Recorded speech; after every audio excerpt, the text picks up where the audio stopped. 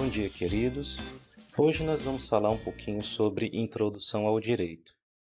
Vocês sabem que nós já tivemos no começo do ano esse conteúdo trabalhado, nós falamos acerca qual a importância do direito, quais são as principais normas jurídicas, o que são princípios jurídicos, mas como se decorreu um longo tempo de março até aqui, então foi orientado a todos os professores que nós fizéssemos uma retomada dos conteúdos que foram falados anteriormente, ok?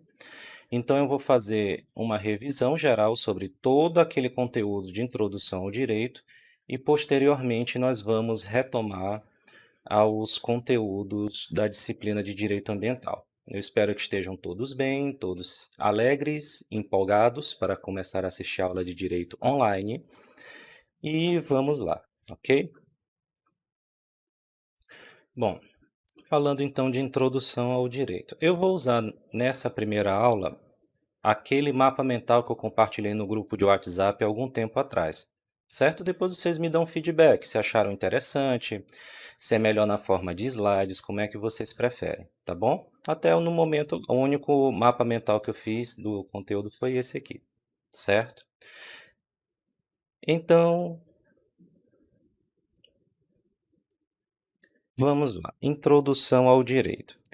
Primeira coisa que nós podemos perceber, gente, por que precisamos do direito? Qual a importância do direito na vida das pessoas? Então vamos lá.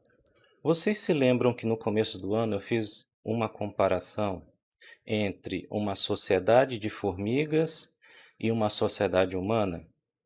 Uma sociedade de formigas, nós temos o quê? Vários indivíduos ali, cada um instintivamente sabe qual é o seu papel dentro daquela comunidade. Por exemplo, temos as formigas operárias, elas saem, vão procurar alimento. As formigas que são babás das larvas, nós temos a formiga rainha, que é a responsável pela reprodução de toda a colônia, nós temos formigas soldados que atacam invasores. Cada um ali instintivamente, são vários indivíduos que eles precisam viver aglomerados digamos, em sociedade, entre aspas, para que eles consigam sobreviver, mas não existem necessidades de regras externas, regras criadas por elas próprias, elas instintivamente se bastam. Mas se você olha para uma sociedade de pessoas, nós também temos a necessidade de viver em comunidades. Pensa só, o que que você, eu acho que eu fiz essa reflexão. O que que você está usando hoje, atualmente, que você produziu, você sozinho, sem a ajuda de ninguém? Eu estou com uma camisa que não fui eu que teci, eu estou sentado numa cadeira que não fui eu quem fiz, eu estou usando todo um equipamento de informática aqui para transmitir essa aula que eu não faço a menor ideia de como é que funciona. Então, a nossa sociedade é gigantesca, nós somos a espécie dominante do planeta, nós temos relações extremamente complexas, relações sociais extremamente complexas, inclusive internacionais. Você está aqui fechando um contrato com uma pessoa que está lá na China, que está lá na Austrália, do outro lado do mundo, sem nunca ter visto pessoalmente. E nós precisamos, já que a nossa natureza ela não nos deu esse controle natural, nós precisamos criar regras artificiais, regras criadas por nós, para tentar organizar essa sociedade, para fazer com que essa sociedade ela funcione, ela seja coesa, ela possa existir, ok? Então vamos lá. Aristóteles, filósofo grego, acho que todos aqui já ouviram falar dele, ele mencionava que o homem é um animal político destinado a viver em sociedade. Assim, haveria necessidade de regras para que este pudesse viver em harmonia com os demais homens, evitando a desordem. Aristóteles dizia o quê, meus queridos? Dizia que o homem, existem homens que conseguem viver sozinhos? Até existem, mas são a exceção da exceção da exceção. Ele chama até essas pessoas de supercapacitadas, um homem fora do comum, com capacidades além do que os homens normais.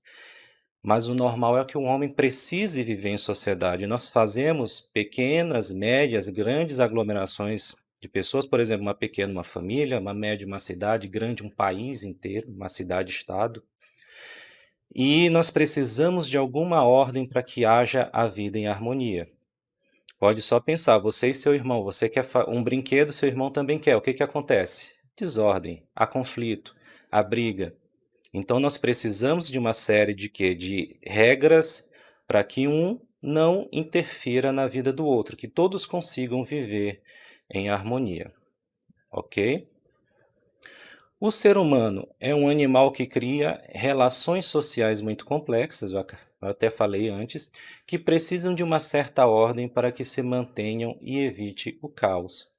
E o direito vem ser o quê, meus queridos? O direito é essa tentativa de organização da sociedade para que todos possam viver e relacionarem-se sem conflitos. O máximo que o direito pode querer, a excelência do direito seria a paz social, uma sociedade humana com regras tão bem construídas, tão bem apropriadas, tão justas e equitativas que o quê? Que houvesse a paz social, que se extinguissem os conflitos na sociedade. Bom, você pode abrir qualquer jornal hoje em dia e ver que, infelizmente, o direito ainda está longe disso. Mas nós vamos caminhando e, se Deus quiser, um dia chegamos lá. Ok? Outra coisa que nós falávamos, meus queridos, é a distinção entre direito e moral. Direito é a mesma coisa do que moral? São duas coisas diferentes? O direito, ele precisa ser moral para ser válido? A moral precisa ser jurídica para ser válida? Nós fizemos essa breve discussão. A moral é fundamentada no julgamento pessoal, individual, ou seja, cada um tem a sua, do que é correto, do que é bom, do que é belo, etc.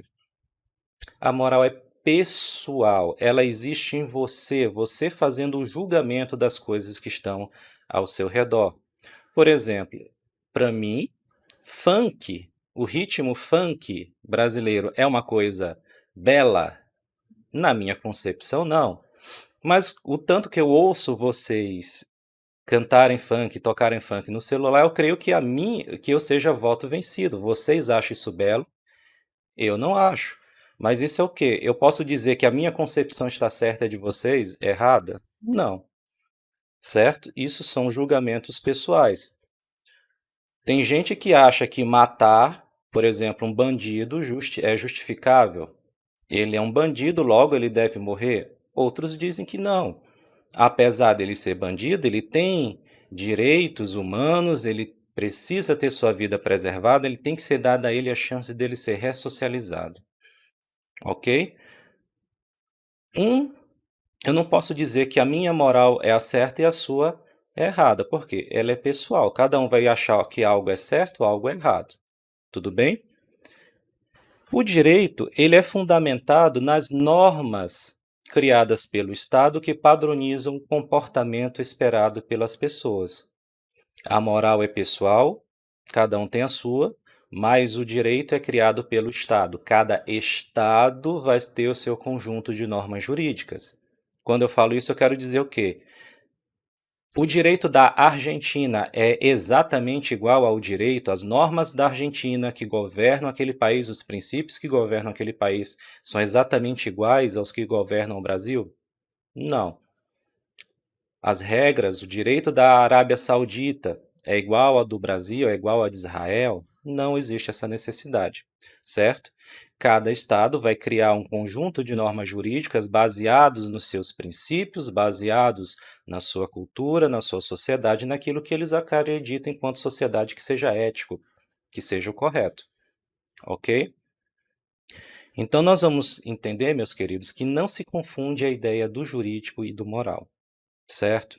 Antigamente, no direito romano, até o Piano, eu cheguei a citar esse exemplo, o Piano dizia que o direito é a arte do bom e do equitativo, mas atualmente nós entendemos que algo ser jurídico, algo ser do direito, é estar de acordo com as normas criadas pelo Estado, e algo ser moral é aquilo que está de acordo com o meu pensamento, com a minha convicção pessoal do que seja certo ou errado. Em alguns casos, nós podemos ter atos antijurídicos e morais? Sim. Por exemplo, homicídio, tirar a vida de alguém no Estado brasileiro é algo ilegal, antijurídico, ok? Ilegal contra a lei, antijurídico contra o direito posto do Estado, certo? O sujeito, digamos que você tem um filho e alguém mata o seu filho, você pode achar que é moralmente correto você tirar a vida dessa pessoa. Você pode achar justo a sua conduta de tirar a vida dessa pessoa, olho por olho, dente por dente, certo?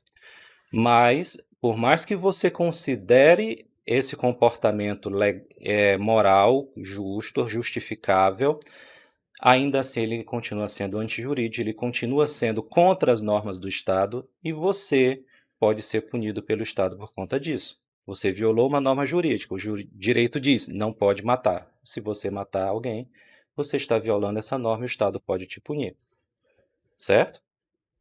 Nós também podemos ter casos de atos que podem ser considerados jurídicos, mas que nós julguemos errados, atos imorais. Exemplo, um parricida receber pensão por morte dos pais. O que é parricida? É quem mata seus pais, ok? Homicida, quem tira a vida de qualquer pessoa, ou parricida é aquele que mata seus pais. Nós tivemos um caso muito famoso aqui no Brasil, de que uma adolescente, ela contratou assassinos para matar seus pais, e posteriormente, ela já na prisão, ela recebia um benefício chamado pensão por morte, que é um benefício que os filhos de contribuintes do INSS, da Previdência Social, os filhos, se perdem seus pais, eles recebem esse benefício para que possam se manter. Então, vejam o seguinte, ela recebeu dinheiro do Estado porque os pais morreram, mas os pais dela morreram porque ela mandou matar.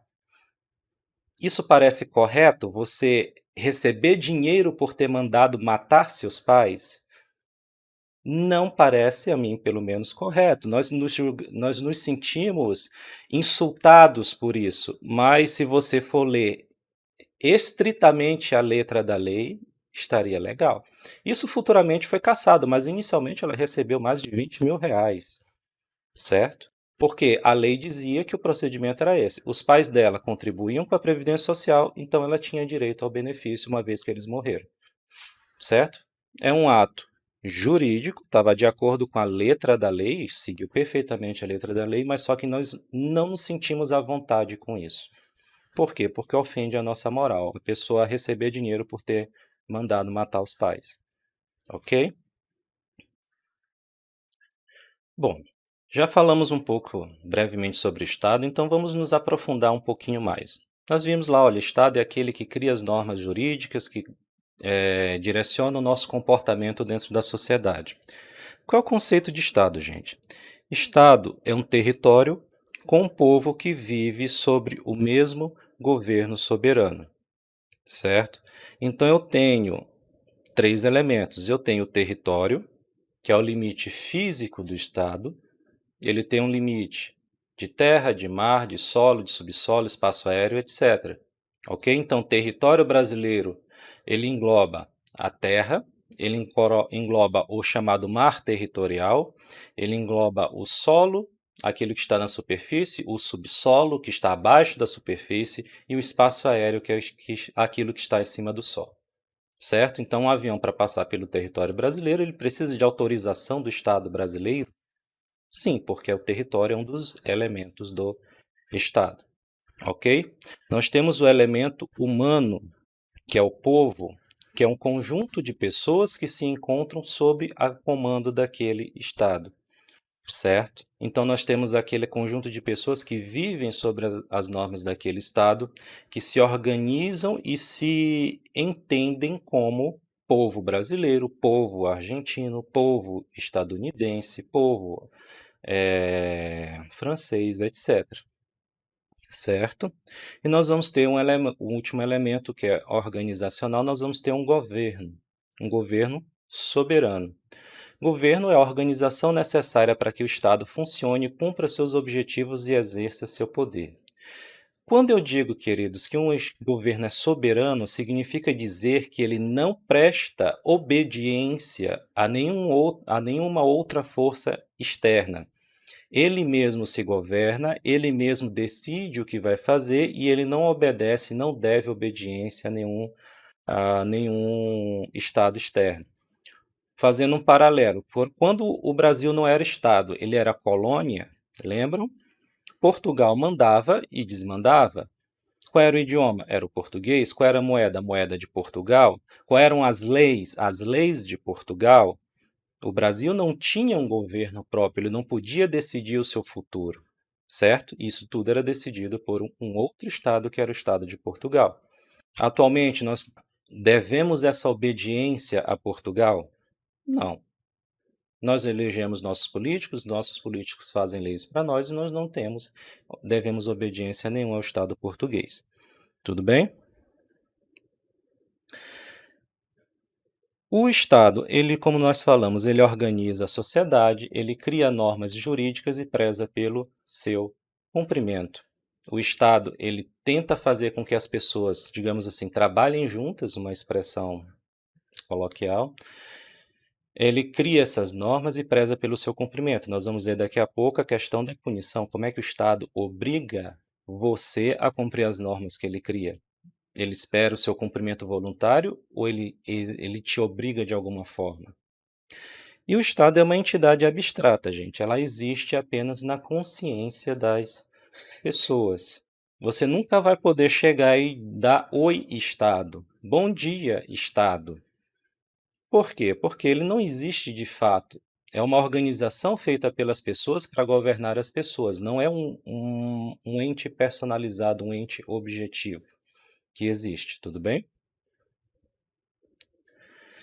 E nós vamos ter a figura do conceito do Estado democrático de direito. Vamos fazer aqui primeiro um paralelo.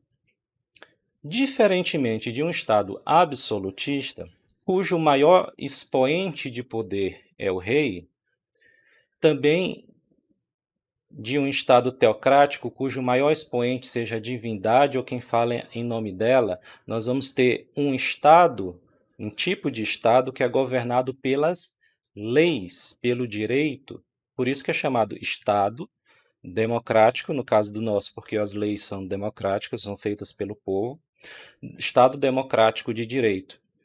Pensa, por exemplo, Luís XIV, l'estat c'est moi, o Estado sou eu sou a representação do divino na Terra, eu decido sobre a vida das pessoas, eu crio as leis, mas eu não me submeto às leis. Ou de um Estado teocrático, o Estado do Vaticano, que é baseado na teocracia, na vontade divina. Aqui no Estado brasileiro e na maior parte dos estados mundo afora, nós vamos ter estados governados pelas leis, governados pelo direito.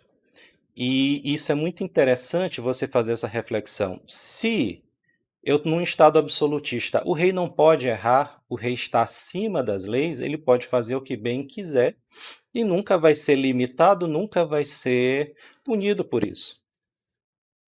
Num Estado democrático de direito, você pode ser o presidente da República, você pode ser o presidente da Câmara dos Deputados, do Senado, o presidente do Supremo Tribunal Federal, que são as esferas de poder, de maior influência de poder no Brasil, mas mesmo assim você ainda é submetido às leis, você não está acima das leis.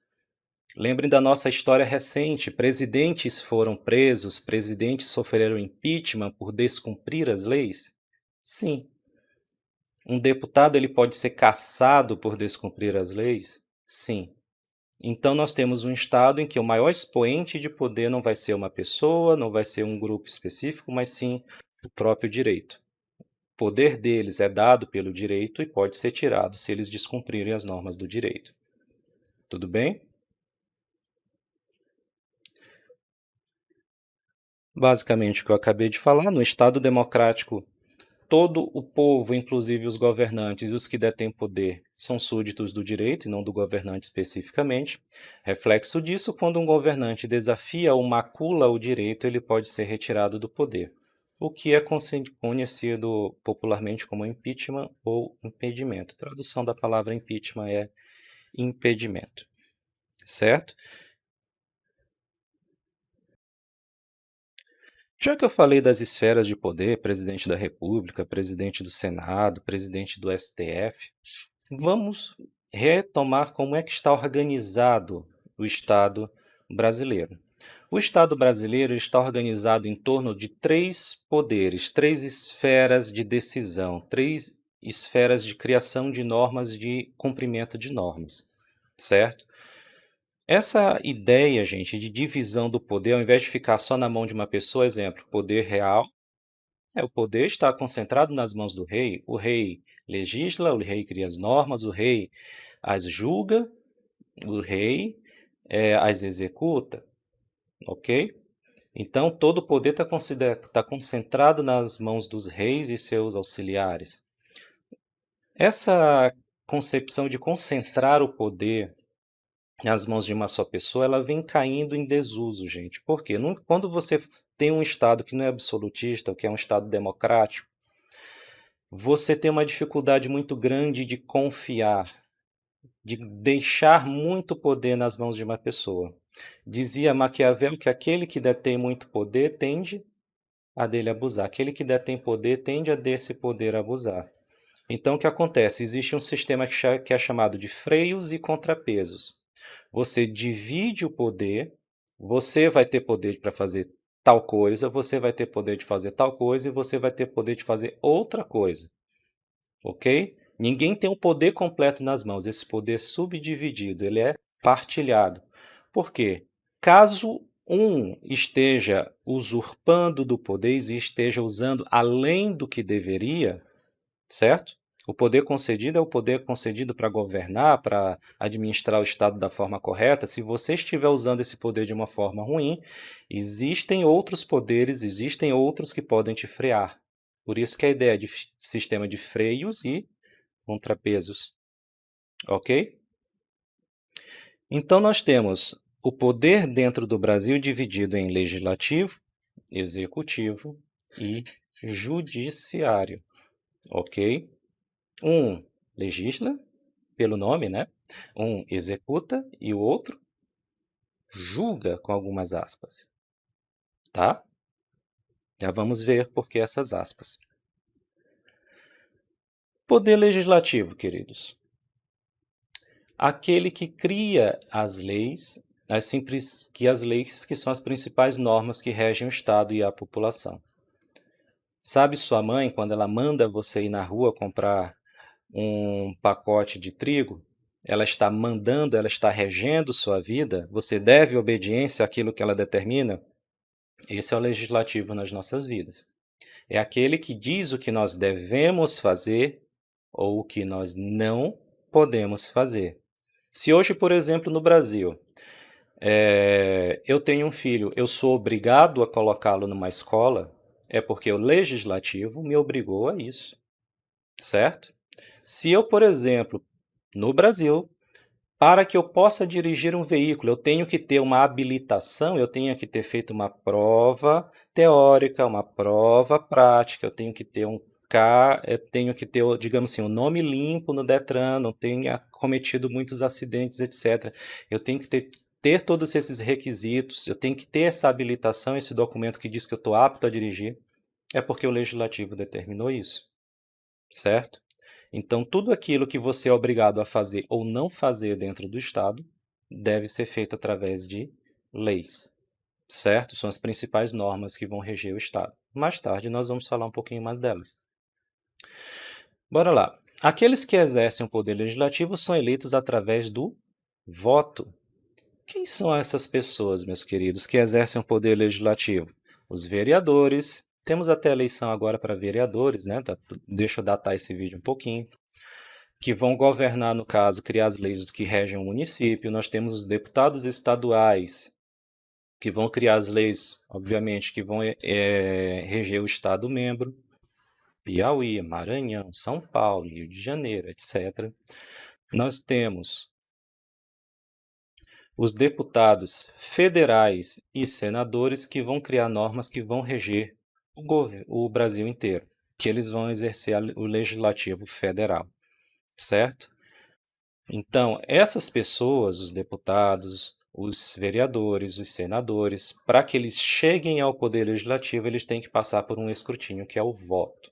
Você vai ter que convencer seus pares de que você está apto, seus pares, os outros cidadãos, que você está apto para governar, para criar leis em nomes deles, que as normas que você vai criar refletem o pensamento deles, certo? Obviamente, nós, no Brasil, nós não somos exemplo de bons votantes, né? Nós votamos no cara engraçadinho, nós votamos na mulher que bonita que apareceu na Playboy, nós votamos no cara que é corrupto, e todo mundo diz que é corrupto. Ele mesmo já apareceu na imprensa dizendo que é corrupto, mas a gente continua votando nele. E são essas pessoas que nós estamos colocando no poder legislativo que eles estão governando a nossa vida. Então, você está dando um poder deles mandarem em você, certo? Passando para o próximo, nós temos o poder executivo. O poder executivo é aquele que preza pelo cumprimento do que foi decidido pelo legislativo. O legislativo diz o que deve ser feito, o executivo ele deve fazer. Exemplo, o legislativo disse: olha, para que a pessoa possa dirigir no Estado brasileiro, eu exijo que ele tenha uma habilitação prévia. E o executivo? Beleza. Eu vou criar o Detran para fiscalizar isso, eu vou botar o policial na rua para ver quem está dirigindo sem habilitação, eu vou criar os mecanismos de fiscalização, eu vou aplicar multa em quem descumprir as determinações do legislativo e assim etc. Enquanto um decide o que é para ser feito, o outro vai ter que mover a máquina pública para cumprir aquelas diretrizes da lei, certo?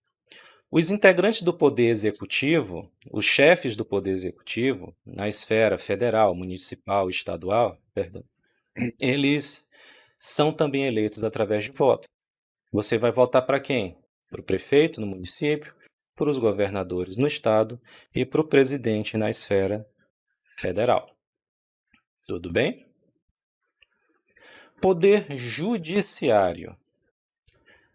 Responsável pela resolução de conflitos dentro do Estado.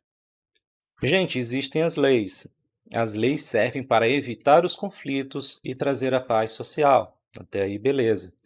Mas a lei já conseguiu fazer isso, o direito já conseguiu extinguir os conflitos sociais? Infelizmente não, não é verdade? Então ainda existem conflitos dentro da sociedade. E a quem nós devemos levar esses conflitos para que eles sejam resolvidos? Ao Poder Judiciário, certo? Então, esses conflitos existem, esses conflitos vão ser resolvidos pelo Judiciário. Conflito clássico, pensão alimentícia, tá? Vamos fazer lá o desenhinho. Vocês lembram? O pai e a mãe, eles vão ter lá o filhinho. Vamos batizar a criança? Vamos chamá-la de Felisberto. A pessoa extremamente feliz. Beleza? O que acontece, meus queridos? A mãe do Felisberto, ela não quer cuidar da criança, ela foi embora. Deixou a criança com o pai está atualmente cuidando sozinho da criança. Isso está de acordo com as leis do Estado? Não. Se você vai ler lá na lei que fala sobre alimentos, é obrigação do pai e da mãe zelarem pela criação, pela prestação de alimento dos filhos. Então, eles têm que dar tanto um apoio psicológico quanto um apoio material para a criação dessa criança. E quando eu falo de alimentos, eu não sou restrito a comida. Comida participa? Também. Comida, educação. Vocês acham que é falha se educar um filho? Vai procurar aí quanto é o preço de uma escola particular, se você quiser matricular o seu filho. Educação, vestimenta, etc. Então, tudo aquilo que é preciso para que a pessoa viva bem, nós nós chamamos genericamente dentro do ramo do direito de alimentos, certo? Então, a obrigação do pai e da mãe prestar alimentos aos seus filhos. A mãe, nesse caso, ela não quer prestar alimentos. E é direito da criança receber isso. O pai, em nome do filho, pode ajuizar uma ação de alimentos contra a mãe da criança?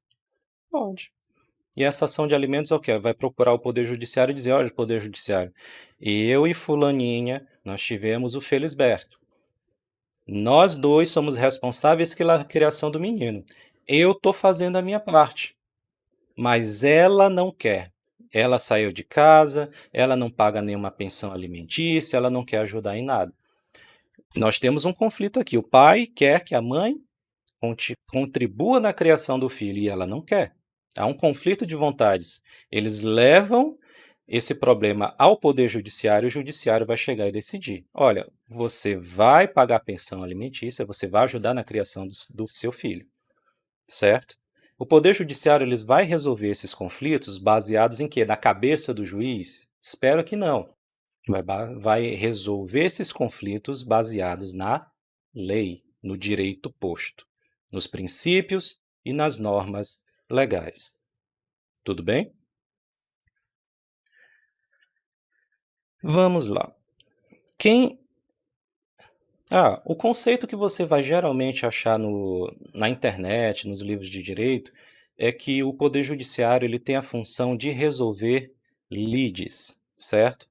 O que seriam lides, gente? Lides é um conflito de interesse caracterizado por uma pretensão resistida. Conflito de interesses é eu quero uma coisa, fulano quer outra. Eu tenho uma pretensão resistida. O que eu quero, o outro não aceita. Ok? É basicamente isso, mas ficar mais fácil para a gente, o judiciário ele tem a função de resolver conflitos. Esse raciocínio é perfeito, tá bom? Quem exerce o poder judiciário, queridos? Quem exerce o poder judiciário é o juiz. Lembra quando eu fiz a brincadeira? Eu perguntei para vocês, quem exerce o poder judiciário? Vocês falaram juiz, promotor, advogado, o delegado, certo? Mas quem exerce, quem tem o poder, quem decide dentro do poder judiciário é o juiz. O advogado, o promotor, eles podem pedir o que eles quiserem pedir, mas eles só vão fazer isso, pedir, peticionar, é a mesma coisa. Quem vai sentenciar, quem decide é apenas o juiz, tá bom? Dependendo de onde esse juiz trabalha, ele recebe outros nomes, ok? Quando o juiz trabalha em um tribunal, ele recebe o nome de desembargador. Quando ele trabalha em um tribunal superior, que é o TST, o STJ, o STM, o TSE. Tribunal Superior do Trabalho, Superior Tribunal de Justiça, Superior Tribunal Militar ou Tribunal Superior Eleitoral, eles são chamados de ministros, certo? Mas eles continuam sendo juízes. Essencialmente, eles são juízes, a profissão deles é julgar conflitos. Tá bom? O poder legislativo e o poder executivo, você consegue adentrar nesses poderes através do voto, de você ser votado, de você ser reconhecido pelas outras pessoas, dos seus pares, como uma pessoa apta a estar governando. No poder judiciário é um pouco diferente. Exerce um poder judiciário, as pessoas que ingressam no judiciário, eles fazem isso após serem aprovados em concurso público ou eleição de pares. A regra é o concurso público, certo? Você quer ser juiz? Maravilha. Comece a estudar, faça um concurso para juiz, e uma vez que você passe, que você seja aprovado nesse concurso, você vira juiz. Você não precisa do voto de ninguém para isso, certo? E essa coisa de eleição de pares, professor? Nos tribunais, todos eles, você tem sempre a eleição de 4 juízes para entrar nesses tribunais, certo? Eleição que eu digo assim, você já é juiz, você já trabalha como juiz e você vai ser escolhido para ir lá para o tribunal, certo? Não é eleição do tipo a população vai votar, não, certo? Geralmente um por merecimento, um por antiguidade. Um que trabalha mais e outro que é mais velho. Geralmente eles fazem essa alternância, ok? Mas o quinto a ser escolhido, depois desses 4 que são juízes mesmo, que já ingressaram na carreira, já fizeram concurso público e tudo mais, nós vamos ter um escolhido entre os promotores, ou seja, dentro do Ministério Público, e depois de 10 anos, olha, escolhi 4 juízes, um promotor, digamos. Eu escolho mais 4 juízes, depois eu vou escolher um advogado. E esse advogado ele vai ser escolhido por indicação, por eleição da OAB. Ok?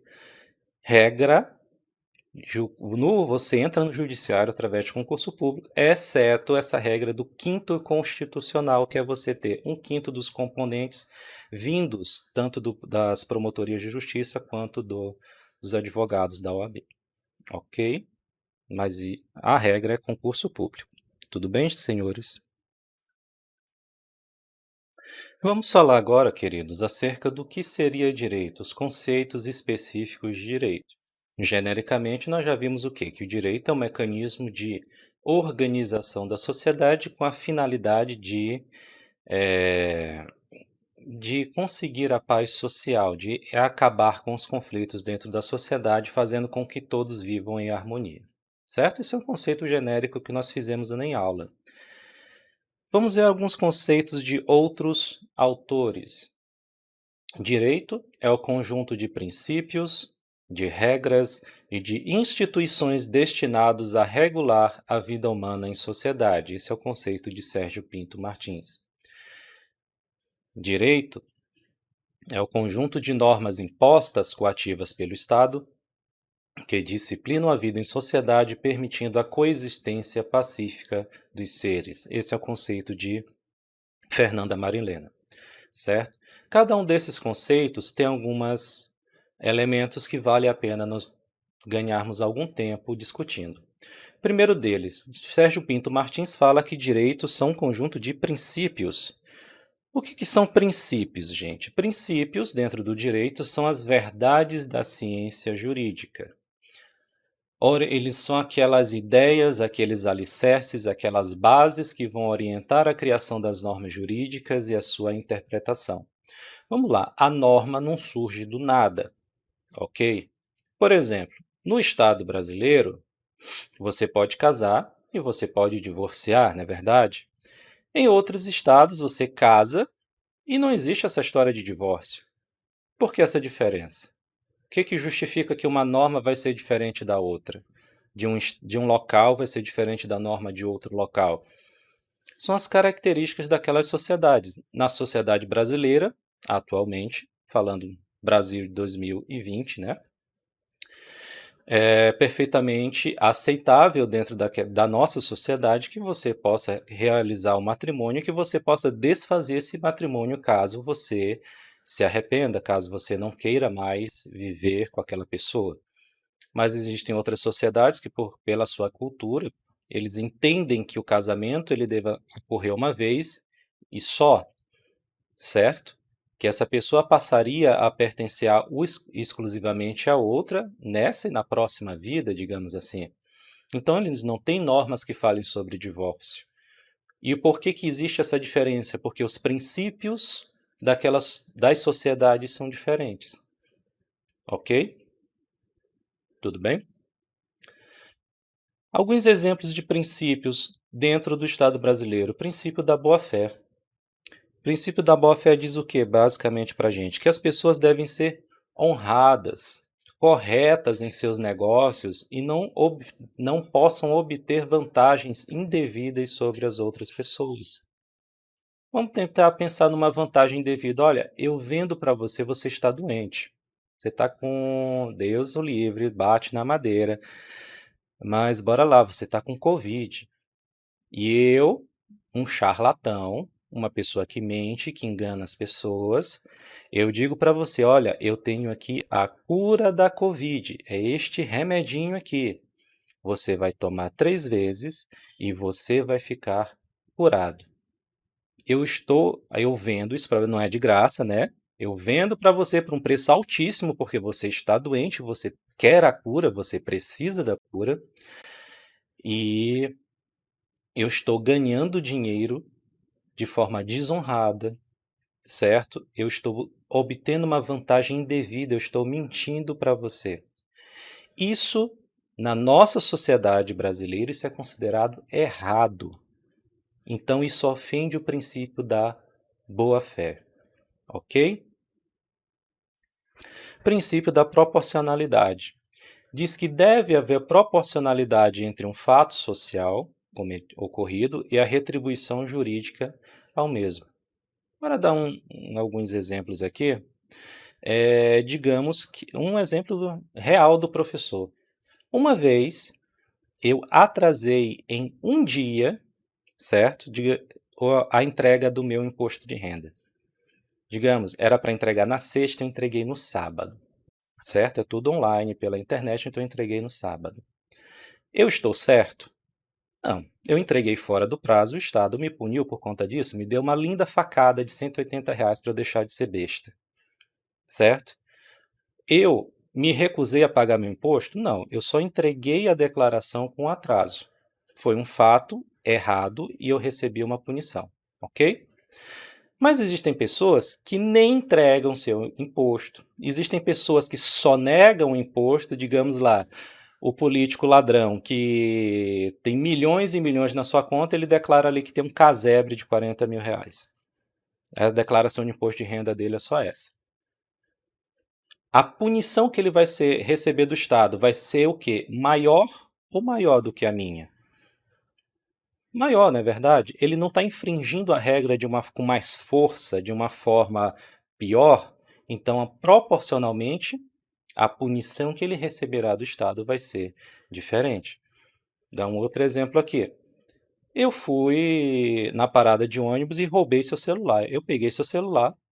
Na verdade, eu furtei seu celular. Vamos usar os termos técnicos, né? Eu furtei seu celular. Eu peguei seu celular e saí correndo. Fui embora. E a polícia me pegou depois, que eu sou azarado. Vocês já sabem disso. Outro caso. Um outro ladrão, ele chegou, bateu, espancou, deu uma chuchada na pessoa e roubou o celular. São dois. Nos dois casos, um caso eu tenho um furto, que é o meu caso, no outro eu tenho um roubo, uma agressão para retirar o bem. Qual vai ser a punição maior, a retribuição maior por parte do Estado? Vai ser no furto que eu cometi ou no roubo que foi cometido? No roubo, né? O dano que o bandido causou foi maior, logo a retribuição que ele vai receber do Estado, a punição que ele vai receber do Estado vai ser maior. Tudo bem? Essa é a ideia do princípio da proporcionalidade. Eu apresentei aqui no criminal, mas pode ser em qualquer outro ramo. Vamos puxar a brasa para a nossa sardinha? Direito ambiental.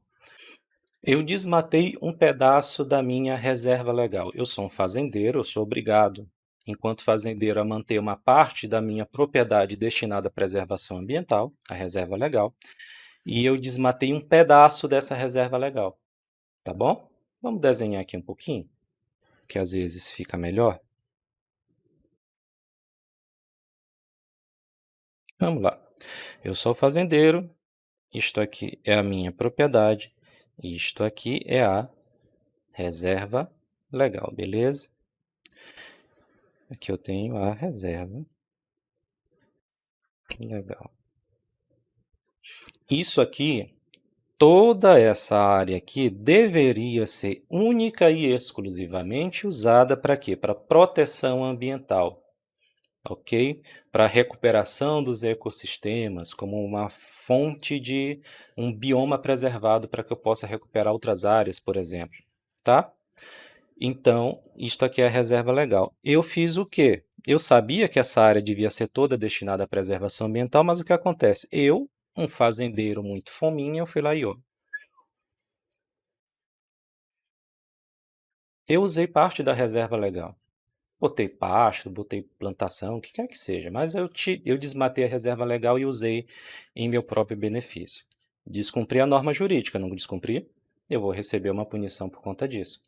Agora pense aqui numa certa mineradora que não cuidou bem das suas barragens, que essa barragem ela veio a colapsar, ela foi destruída, ok? Não foi bem cuidada, ela acabou rompendo e matou pessoas, soterrou cidades, poluiu inúmeros rios e causou um prejuízo ambiental incalculável.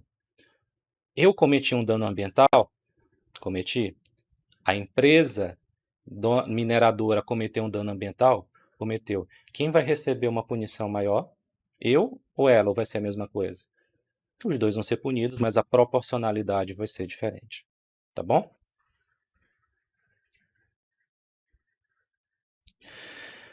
Outro exemplo, o princípio da equidade, que diz que devem tratar-se os iguais igualmente e os desiguais desigualmente na medida de suas desigualdades. Vocês já ouviram falar desse princípio? Nós até nós chamamos aquela figurinha famosa. Olha aqui a figurinha que nós conhecemos. Igualdade, equidade. A igualdade é o quê? Tratar os iguais igualmente. Se você está numa escala de recursos, numa escala de igualdade com outras pessoas, você deve ser tratado igualmente em relação às outras. Mas se existe uma desigualdade entre as pessoas, você deve tratá-las de forma desigual. É justificável que você as trate de uma forma desigual. Então, bora lá. Se as pessoas estão em pé de igualdade em determinada situação, eu devo tratar todo mundo igualmente. Exemplo, bateu o horário, exemplo da nossa história, né? Quando a gente tinha aula presencial, bateu o horário, quem chega depois não entra na sala de aula. Isso é tratar todo mundo o quê? Com igualdade, certo? Tratar com equidade é você tratar os iguais igualmente, mas os desiguais você aceita tratamentos desiguais. Aqui nós temos um exemplo que, olha aqui, no primeiro quadrinho você tem o quê? Você está tratando todo mundo igual. Eles são desiguais, eles têm alturas diferentes, o objetivo deles é assistir esse jogo de beisebol, me parece. Se você tratar todo mundo igual, todos vão ter acesso ao jogo, ao objetivo que eles querem? Não, você vê que um está sobrando, né? Está assistindo muito bem, obrigado. O outro está ali no limite assistindo, mas está assistindo. E o terceiro não está assistindo nada, não consegue ver nada. Você tratou todo mundo igual, mas isso não foi suficiente para que todos alcançassem o objetivo almejado. No segundo, você está usando da equidade. Olha, aquele que já era muito alto, você não precisou ajudar ele, ele consegue sozinho. Teve um segundo que tem uma altura intermediária, você deu uma ajuda, mas aquele que era tão pequeno, você teve que ajudar mais ainda para que ele conseguisse atingir o objetivo dele, que era assistir o jogo, certo? Essa vai ser a ideia, queridos, da equidade. Você, em determinados momentos, é justificável que você trate as pessoas de forma desigual, ok? Para que elas alcancem seus objetivos. Dá um exemplo aqui. Eu não recebo Bolsa Família. Tem gente que recebe. Isso é igualdade? Não. Mas é justificável que eu não receba e outras pessoas recebam? O Bolsa Família é o quê? É um mecanismo do Estado para que você tenha condições mínimas de subsistência. Basicamente, que você não morra de fome, você e sua família. Por quê? No Brasil, antigamente, pessoas morriam aos milhares de fome todos os anos. Ainda morrem hoje? Ainda morrem, mas é muito menos. Tá bom? As condições, por mais que muitas pessoas não gostem de admitir isso, quem não gosta do Bolsa Família, mas ele ajudou muita gente. Existem críticas a serem feitas? Existem críticas a serem feitas como em qualquer outra coisa. Mas você morrer de fome é uma condição para mim, é uma condição inaceitável. Então, o que acontece? Eu tenho meu emprego, eu não ganho muito, sou professor, vocês sabem disso, mas eu consigo me sustentar sem auxílio do Estado, então o Estado não me ajuda nesse caso. Mas existem outras pessoas que o que acontece? Elas não conseguem sozinhas prover o sustento para si e para suas famílias. Então, para essas pessoas é dado uma ajuda, um complemento, que é o Bolsa Família. Tá bom? Isso não é equidade, mas isso é tratar com equidade. Perfeito? Vamos lá, falamos bastante dos princípios, agora vamos falar um pouquinho das regras ou normas jurídicas. Gente, regra jurídica, norma jurídica, sinônimos, você pode usar qualquer um deles, eles vão se referir à mesma coisa, tá bom? São regras formalmente papéis escritos, assinados e publicados, criados pelos diversos poderes para organizar o Estado. Lembram que eu disse que o Estado ele cria essas regras? Essas regras eles são documentos físicos, certo? O legislativo discutiu, fez suas votações e decidiu tal coisa. Isso vai ser registrado num documento. E esse documento vai ser publicado, ou seja, vai ser dado conhecimento à população do que ele está dizendo, certo? Existe até um ditado jurídico que diz o seguinte: ninguém se excusa de cumprir a lei alegando que não a conhece.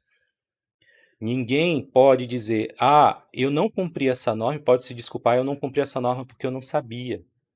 Por quê? Porque as normas são publicadas, se você quiser, né, se você for atrás, você vai ter acesso a elas. Então ninguém se excusa de cumprir o direito alegando que não o conhece. Tudo bem? Então, formalmente, materialmente, objetivamente, eles são pedaços de papéis que estão as normas escritas, e exemplos delas eu tenho a Constituição Federal, que é a norma maior do Estado. Vamos falar com mais detalhes. Nós temos as leis, nós temos os decretos, as medidas provisórias, resoluções, etc. Tudo bem? Ainda falando lá do conceito de Sérgio Pinto Martins, ele ainda fala das instituições jurídicas, que são entidades que perduram no tempo e têm como finalidade principal ou acessória o cumprimento das normas jurídicas, ok? São entidades que vão ajudar de alguma forma com que o cumprimento das normas jurídicas sejam feitas, certo? Ou a criação das normas, ou a fiscalização das normas, etc. Pensa aí um sindicato, um Detran da vida, né? Eu estou invocado com o Detran hoje. O Ministério Público, uma delegacia de polícia, certo? Ou qualquer outra que vocês consigam imaginar. Perfeito? Já voltando lá para o conceito de Fernanda Marilena, nós temos dois elementos, que as normas do Estado são coativas e que a finalidade máxima do direito é a paz social. Coativas porque o Estado cria as normas e exige o quê? Que as pessoas as cumpram. Não é facultativo você cumprir as normas jurídicas. O Estado exige o cumprimento dessas normas. Ele cria as normas e diz, é para fazer. E se você não fizer o que acontece, você vai ser punido. Agora, queridos, vamos falar um pouquinho sobre a hierarquia de normas, das normas jurídicas, das regras jurídicas dentro do Estado. Por que há uma hierarquia, meus queridos? Se você for procurar as normas jurídicas do Estado brasileiro, você vai chegar à conclusão que são centenas de milhares as normas criadas pelo Estado brasileiro com a finalidade de organizar a vida das pessoas. Eu acho que eu cheguei a comentar isso em sala de aula, não sei se atualmente, mas no meu tempo. Quando você via um estudante de direito no ônibus, você via ele com um livro gigante, que é chamado de vade-mecum. Certo? Deixa eu procurar uma fotinha aqui do Vademecum. Achei aqui, olha só que coisa linda. Esse livro gigante, gente, Vademecum, ou Vai Comigo, traduzindo do latim, é um livro que traz o quê? Só as principais leis do Estado brasileiro, que são geralmente aquelas leis que nós usamos enquanto estamos no curso de Direito. Certo? As principais leis de civil, de tributário, de administrativo, a Constituição Federal, as principais leis do Estado, certo? Então você vê, esse livro colossal aí, tem todas as normas do Estado? Não tem. Ele é tipo assim, um resuminho com uma letra minúscula das principais normas do Estado. Eu tenho norma para tudo, gente. Para estacionamento, eu tenho norma de alimentos, que eu falei em um tópico anterior. Eu tenho normas de pagamento de tributos. Eu tenho normas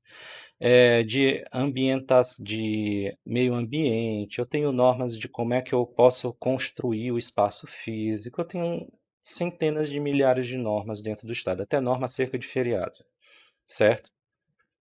Todas elas são leis, todas elas são normas, todas elas regulamentam a nossa vida no nosso dia a dia.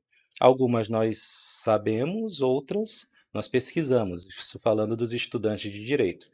O objetivo não é você decorar esse livro, isso é impossível, pelo menos para mim e para a maior parte das pessoas. Ok? Algum superdotado talvez consiga fazer um negócio desse, mas a ideia é que você saiba usar as normas para você pesquisar rapidamente o que você precisa saber, certo? Para saber com certeza. Então vamos lá. Já que existem tantas normas no Estado brasileiro, se cria o quê? Uma hierarquia, você tenta organizar elas na forma de uma hierarquia para saber quais normas têm mais poder e quais normas têm menos poder, de forma que esse monte de leis, esse monte de normas do Estado, eles não entrem em conflito uns com os outros, certo? Para que eles sejam o que a gente chama de um todo orgânico, que eles sejam complementares e que eles não choquem uma norma com a outra, certo? A ideia de hierarquia, nós chegamos a falar, a ideia, por exemplo, que eu tenho. Lembram dessa pirâmide? Se eu tenho uma hierarquia, eu estou falando de uma relação de poder. Alguém vai ter mais poder, alguém vai ter menos poder. Quando a gente fala das normas criadas pelo Estado, qual é a norma com mais poder que não pode ser desafiada? É lá a Constituição Federal, certo? Então, todas as outras normas que estiverem abaixo, vamos dar aqui alguns exemplos: as leis, as medidas provisórias, as portarias, as resoluções, as instruções normativas, os contratos feitos pelas pessoas, então tudo isso vai ter que estar de acordo com a Constituição Federal, certo? A ideia é mais ou menos a seguinte, olha, deixa eu botar bem aqui um decreto. Gente, um decreto, ele pode discordar do que uma lei diz? A gente já vai falar do que é um decreto, que é uma norma criada pelo executivo, mas um decreto ele pode, só por essa pirâmide, por essa relação de poder, ele pode discordar do que uma lei diz? Não, porque ele está abaixo. Se ele está abaixo nessa pirâmide hierárquica, estou representando, estou dizendo o quê? Que ele tem menos poder que a lei, ele não pode discordar da lei. Quem está lá em cima, no topo da pirâmide, é a chamada Constituição Federal. Então, ela é a norma máxima do Estado, nada pode estar acima dela, certo? Aí, quando você pensa, por exemplo, eu vou fazer um contrato está bem aqui, gente. Você vai fazer um contrato qualquer aí, você vai fazer uma compra. O contrato que você vai fazer está lá na base dessa pirâmide hierárquica, está lá embaixo. Ele vai ter que obedecer todas as resoluções, todas as portarias, todas as instruções normativas, todos os decretos, medidas provisórias, leis e a Constituição Federal em tudo que ela fale sobre aquele assunto, certo? Então, existem as normas do Estado e nós organizamos elas com base nessa hierarquia. Tudo bem? De acordo com a classe dela, ela vai ter mais ou menos poder. Ok? Já que estávamos falando dela, Constituição Federal, o que vem a ser a Constituição Federal, gente? Vai ser a norma de hierarquia máxima dentro do Estado brasileiro. A norma com maior hierarquia dentro do Estado, ninguém, nenhuma norma, nenhuma pessoa pode contrariar a Constituição, certo? Ela é criada por uma Assembleia Constituinte, isso foi feito no final do período militar, certo? Quando os militares, que era uma ditadura, nós sabemos disso, saíram do poder e nós tivemos a redemocratização do Estado brasileiro, foi criada essa norma, essa Constituição, essa lei para reger todo o país. E a lei incontestável do país, tá? Foi criada por uma Assembleia Constituinte e pode ser alterada, pode ser reformada pelo Poder Legislativo. O Poder Legislativo faz alterações ao texto constitucional através das chamadas emendas à Constituição, ou emendas constitucionais, certo? O texto da Constituição, a lei é a mesma, mas o seu texto vem sendo alterado, vem sendo atualizado, digamos assim, pelo Poder Legislativo com o passar do tempo. A atual Constituição do Brasil é a Constituição da República Federativa do Brasil de 1988. Foi o ano que ela foi promulgada. De forma sucinta, a Constituição Federal ela traz a organização do Estado e seus poderes e os chamados direitos e garantias fundamentais, certo? O que seria a organização política do Estado? Olha, eu cheguei a dizer para vocês sabem, na verdade, eu não cheguei a falar, Mas nós temos o Estado brasileiro dividido em quê? Um governo federal, governos estaduais, governos municipais. Onde é que está escrito isso? Na Constituição Federal. Agora, nós falamos que o poder dentro do Estado é exercido através do Poder Legislativo, do Poder Executivo e Poder Judiciário. Onde é que está escrito isso? Na Constituição Federal. A organização política do Estado brasileiro está toda lá, certo? O que é cada poder, o que ele faz, essa organização básica está toda lá.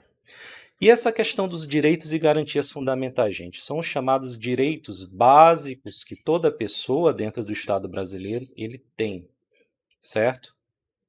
Direito à liberdade, direito à igualdade. As mães têm o direito de amamentar seus filhos, inclusive se elas estiverem presas. A proibição da tortura, do tratamento desumano, isso aí está tudo lá na Constituição Federal e principalmente no artigo 5º da Constituição e alguns outros artigos. Eu faço mais uma vez aquele lembrete, você que quiser fazer um exercício de cidadania, tiver com um tempinho bacana em casa, dê uma lida lá no artigo 5º da Constituição. Ele é longo, mas é uma leitura que vale a pena, certo? Falando lá do artigo 5º, começo dele diz o quê, gente? Todos são iguais perante a lei, sem distinção de qualquer natureza, garantindo-se aos brasileiros e aos estrangeiros residentes no país a inviolabilidade do direito à vida, à liberdade, à igualdade, à segurança e à propriedade nos termos seguintes. Homens e mulheres, inciso 1, homens e mulheres são iguais em direitos e obrigações nos termos desta Constituição. Vocês já viram que na história, durante muito tempo, as mulheres foram relegadas a um papel de segundo plano, dentro das decisões do Estado, dentro das decisões políticas, dentro das decisões da própria família, certo? Aqui na Constituição está dizendo o quê? Olha, homens e mulheres são iguais em direitos e obrigações. Uma coisa que um homem tem que fazer, via de regra, também uma mulher tem que fazer. Uma coisa que um homem pode fazer, via de regra, também a mulher pode fazer. Existem distinções? Existem. Por exemplo, você vai lá no direito do trabalho. O homem, geralmente, isso é regra. Existem exceções, professor? Existem, mas a gente não racionaliza, a gente não generaliza a partir de exceção, né? A gente generaliza a partir de regra. Geralmente, o homem é mais forte fisicamente do que a mulher, não é verdade? Então, quando a gente olha, por exemplo, uma norma lá dentro do direito do trabalho, na CLT, na consolidação das leis do trabalho, você vai ver, olha, que a lei permite que o homem carregue mais peso do que a mulher. Não é verdade? Se a lei parte do pressuposto que, olha, geralmente o homem é mais forte, então, olha, esse aí, eu não lembro os valores de cabeça, mas esse aí pode carregar 60 quilos, a mulher vai carregar só 30, 40 quilos no máximo, certo? Outras características, gente, a mulher, ela dá à luz aos filhos, ela é responsável pela perpetuação da espécie, não é verdade? Então, o que acontece? Quando a mulher, ela tem um filho, ela tem direito à chamada licença maternidade por um período prolongado. O homem tem direito à licença paternidade? Tem, mas é o quê? Uma semana menos, certo? Por quê? Porque a mulher vai ter que amamentar, a mulher vai ter que... A criança é totalmente dependente da mulher nesse período. Então, o que acontece? O período que ela se ausenta do trabalho vai ser maior do que o período que o homem precisa se ausentar, certo? Então, a princípio, lembrem lá da equidade, a princípio, todos, homem e mulher, você vai ter o mesmo tratamento. Em determinadas circunstâncias, isso é alterado, certo? Mas, a princípio, mulheres e homens podem ser o que eles quiserem, fazer o que eles quiserem dentro das leis. Nós já tivemos presidente da República homem, já tivemos presidente da República mulher, não é verdade? Então, qualquer cargo público está acessível às mulheres. O 2. Ninguém será obrigado a fazer ou deixar de fazer alguma coisa senão em virtude de lei. Quem é que manda na nossa vida da mesma forma que nossa mãe fazia? Quer dizer, no caso de vocês, da forma que a sua mãe faz, né? Quem é que manda na sua vida tal qual sua mãe faz com você? É o Poder Legislativo, certo? Ele vai dizer o que você pode fazer e o que você não pode fazer. Inclusive, ele ainda cria os castigos caso você não faça o que ele manda. Terceiro, isso aqui Tem vários e vários incisos, eu peguei só os 3 primeiros mesmo. Terceiro, ninguém vai ser submetido à tortura nem a tratamento desumano ou degradante. A tortura ela é proibida dentro de todo o território nacional, certo?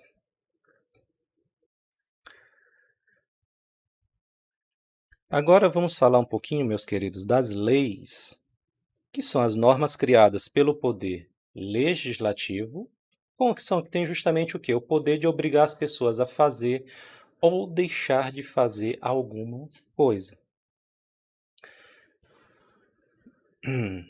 As leis, elas dizem como as pessoas, as instituições, etc., devem comportar-se dentro da sociedade. O que é permitido que você faça, o que não é permitido, o que é proibido que você faça. Exemplos de leis: Código Florestal, o Código Civil, a Lei de Acesso à Informação.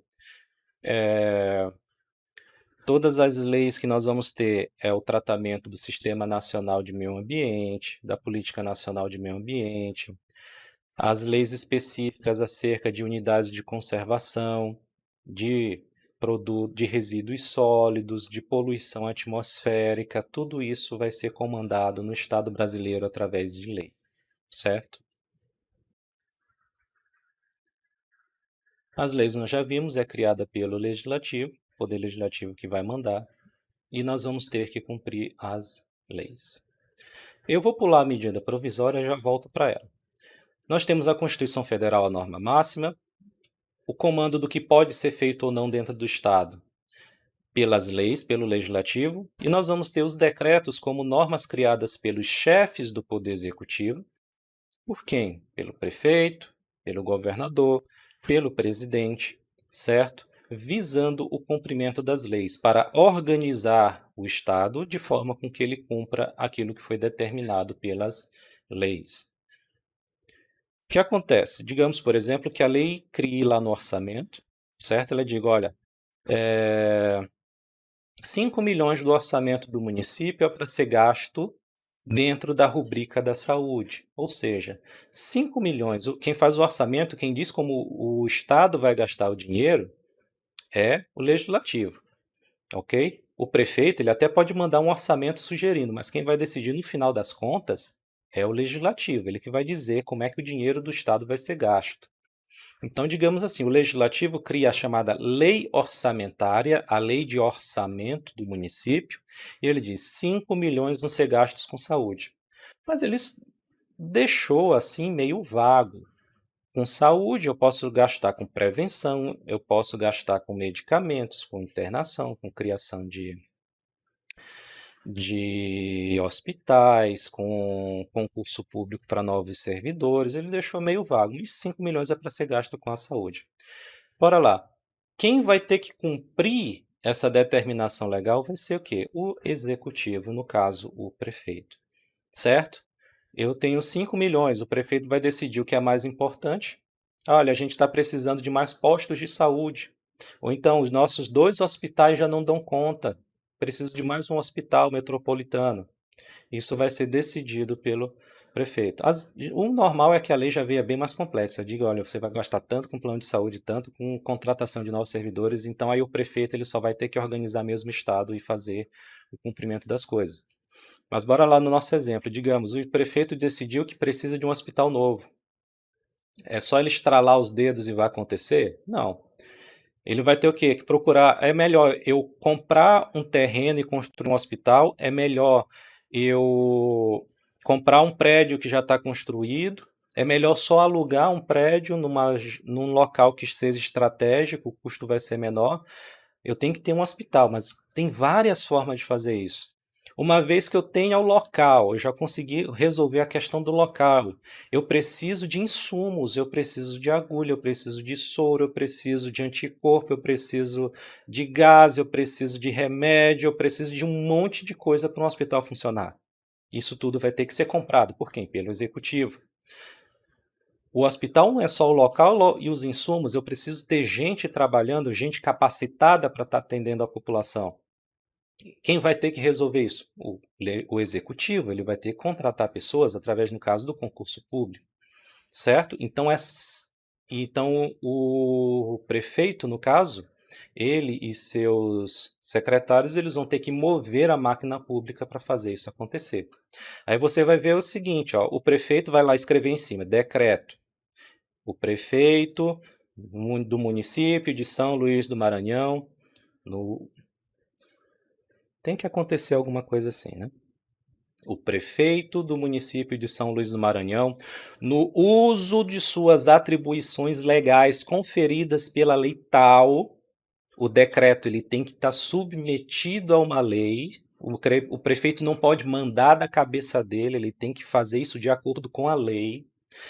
No uso de suas atribuições conferidas pela lei tal, decreta licitação para compra de terreno de tantos metros quadrados para a construção de um hospital metropolitano. Decreta licitação de empresa de engenharia para a construção do prédio do hospital. Decreta a licitação para compra de insumos hospitalares para rodar as atividades do hospital. Decreta a realização de concurso público para a contratação de novos servidores a virem trabalhar naquele local. Ou se ele tiver servidor sobrando em outros cantos, decreta a remoção a pedido ou de ofício de servidores da rede municipal de saúde para trabalharem no novo hospital que está sendo criado. Então, a movimentação da máquina pública vai ser feita através dele. Ok? Às vezes o decreto é direcionado ao próprio Estado, às vezes ele é direcionado a nós. Nós, população. Certo? Passando adiante. Eu tenho uma série de outras normas. Eu tenho portarias, instruções normativas, eu tenho resoluções. Nós que vamos trabalhar com direito ambiental, nós vamos usar muito isso aqui, as resoluções, principalmente do Conselho Nacional de Meio Ambiente, do CONAMA. E eles vão trabalhar de assuntos, essas normas elas vão reger, vão normatizar aspectos bem específicos. O CONAMA, por exemplo, vai criar normas acerca de meio ambiente, de acesso ao meio ambiente. Exemplo, portaria do IFMA nomeando fulano de tal como servidor público. Certo? É uma norma dizendo, a partir daquele momento você é servidor público, você vai ser lotado, você vai ser localizado para trabalhar em tal local. Certo? Você vai ter tal cargo, tais atribuições. Isso é uma norma de hierarquia menor, ok?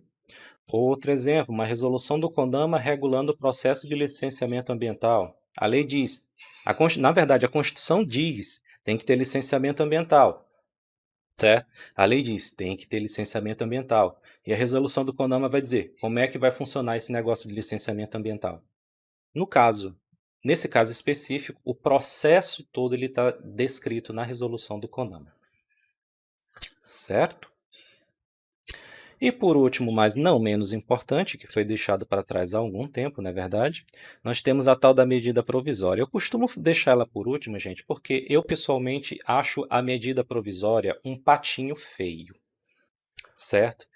É algo que, se você pensa, ela não se adequa muito bem à questão do uso democrático do poder no Estado. O que é a medida provisória? Certo? A medida provisória é uma norma criada pelo Executivo com força de lei, certo? Então, é esquisito. Você pensa o seguinte, quando eu crio uma lei, eu não tenho uma pessoa só criando uma lei. Eu tenho lá, as pessoas chegam, os legisladores, no caso, eles chegam, discutem, colocam seus argumentos pró e contra, e no final eles editam um documento que chama de lei que as pessoas têm que obedecer. É uma construção democrática das normas, não é verdade? De você mandar na vida das pessoas, mas de uma forma mais democrática.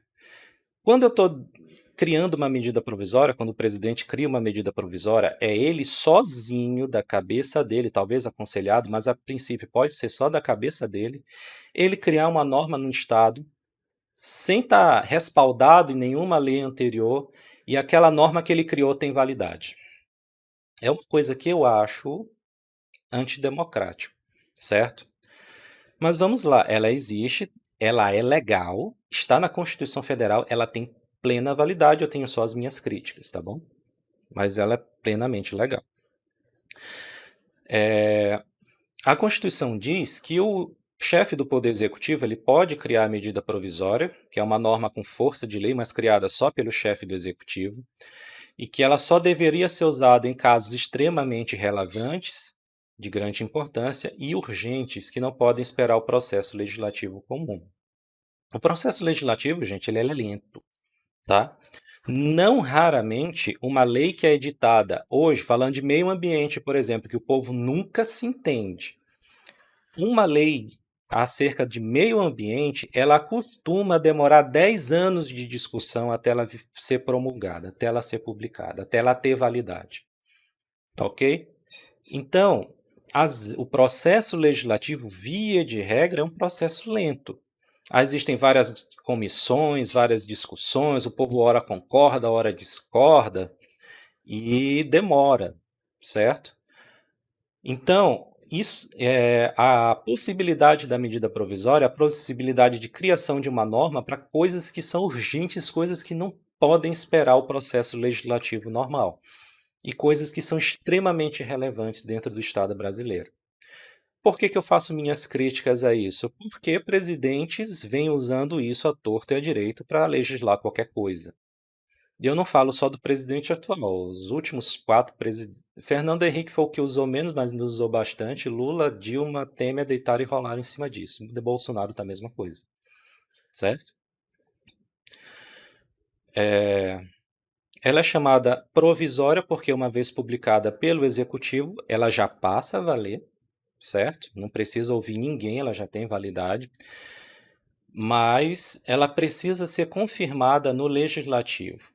O que acontece? Ela está valendo, mas ela tem a data de parar de valer, daqui a 90 dias, por exemplo, certo? Se o legislativo ele não se reunir e dizer essa medida provisória vale, nós concordamos com ela, ela vai perder a sua eficácia no fim do prazo, certo? Se o legislativo, que é o mais comum, eles se reúnem e eles dizem que concordam com a medida provisória, ela se perpetua tal qual uma lei, certo? Uma lei, ela só perde a sua validade quando ela é revogada por outra lei. Então ela não tem prazo de validade definido. Vamos lá. Falar agora sobre sanções. Ao longo de toda essa aula, nós falamos várias vezes, olha, se a norma criada pelo Estado for descumprida, você vai receber punições e retribuições em função disso. Essas punições ou retribuições são as sanções. Sanções, mais uma vez, o professor faz questão de frisar. Sanção com C, cedilha, pelo amor de Deus. Tá bom? Então vamos lá. O que são sanções? São punições aplicadas pelo Estado ao descumprimento de alguma norma jurídica. Como é que o Estado faz? Lembram que as normas são coativas, elas são obrigatórias, você tem que cumprir a norma criada pelo Estado? Como é que o Estado faz para que você obedeça aos mandamentos dele? Ele diz o seguinte: se você não cumprir aquilo que eu estou determinando, você vai receber a punição X, Y, Z. Você vai ser punido em função disso. Alguém gosta de ser punido? Alguém gosta de ganhar uma chinelada do pai, por exemplo, que não lavou a louça que ele tinha mandado? Ninguém gosta, não é verdade? Então, o que acontece? O Estado cria punições ao descumprimento das normas jurídicas. Essa é a forma que ele encontra de fazer com que todas as pessoas dentro do país sigam as normas de acordo com aquilo que ele determina. Existem pessoas que descumprem as normas? Existem. A polícia está aí para provar que isso existe. E o que acontece? Eles são punidos de acordo com as normas do Estado também. Tá bom? As sanções, elas sempre são restrições ou perdas de direito. Ou um direito que você tem, ele é diminuído, ele é restrito, ou você acaba perdendo esse direito mesmo. Certo? As principais sanções, gente, isso aqui não é um rol taxativo, é um rol meramente exemplificativo, são só exemplos. As principais formas de sanções são a prisão e a multa. Mas existem outras. O que é a prisão? É a suspensão do seu direito à liberdade. Por que suspensão? Porque no Brasil você não tem a chamada prisão perpétua, você ser preso por toda a sua vida. Você nunca mais vai sair da prisão. Então, por isso que eu digo que a prisão é simplesmente a suspensão do seu direito à liberdade. Você vai ser preso, você vai ser recolhido da sociedade durante algum tempo, como punição pelo descumprimento de alguma norma do Estado, certo? Você vai ser recolhido a uma penitenciária e suspensão, porque no Brasil não há prisão perpétua, eu acabei já falando. No Brasil, a pessoa só pode ser presa pelo cometimento de crimes ou atraso de mais de 3 meses de pensão alimentícia. Primeira parte, crimes. O que são crimes? São aqueles atos considerados pelo Estado tão graves, certo, que você não pode mais estar no seio da sociedade, você não pode mais conviver entre as outras pessoas. O seu ato foi tão grave que você deve ser recolhido para outro local, para ser ressocializado, para que você reflita sobre o que você fez e ao final você possa ser reintegrado de novo na sociedade, certo? Exemplo de crimes: homicídio, furto, roubo, pirataria. Você sabiam dessa? A pirataria é um crime, você pode ser preso por isso. No Brasil é considerado crime, certo? Então, são comportamentos que são considerados tão graves que você recebe, no caso, a segunda punição máxima, que é você ter suspenso o seu direito à liberdade. O que é a multa, gente? É a perda de um direito de propriedade do indivíduo. É a perda de uma parte, na verdade, do direito de propriedade do indivíduo. É aquela sanção que vai atingir o seu bolso, vulgarmente conhecido como o órgão mais sensível do ser humano. O professor de vocês tomou umas e saiu dirigindo. Ele vai ter o quê?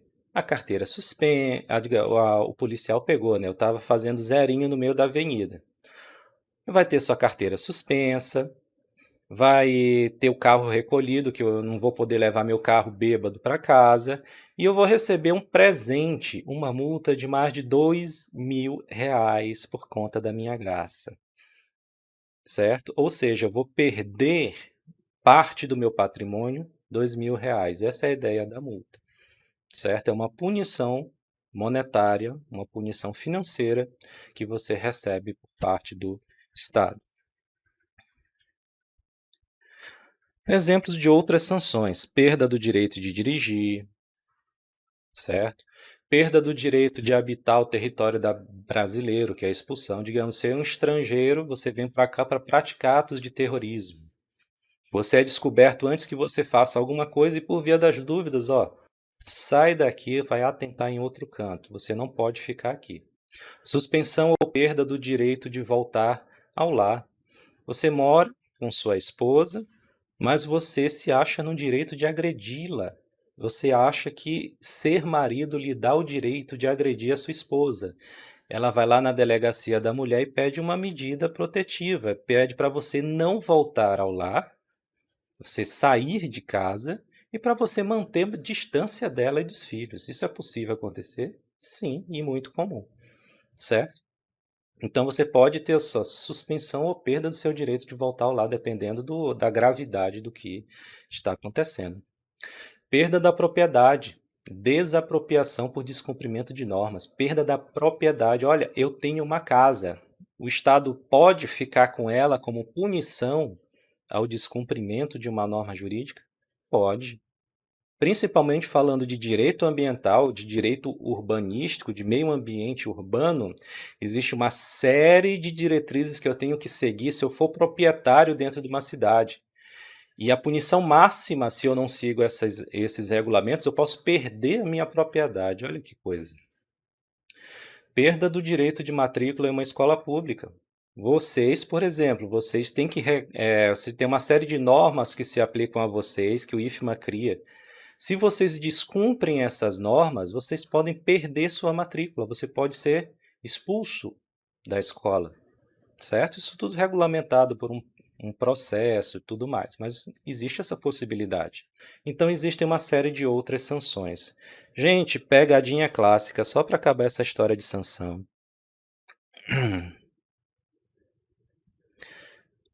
Pegadinha mais clássica dentro do direito, falando de sanção.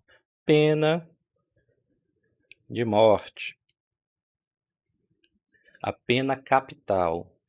Existe pena de morte no Brasil? Vou até botar aqui, pena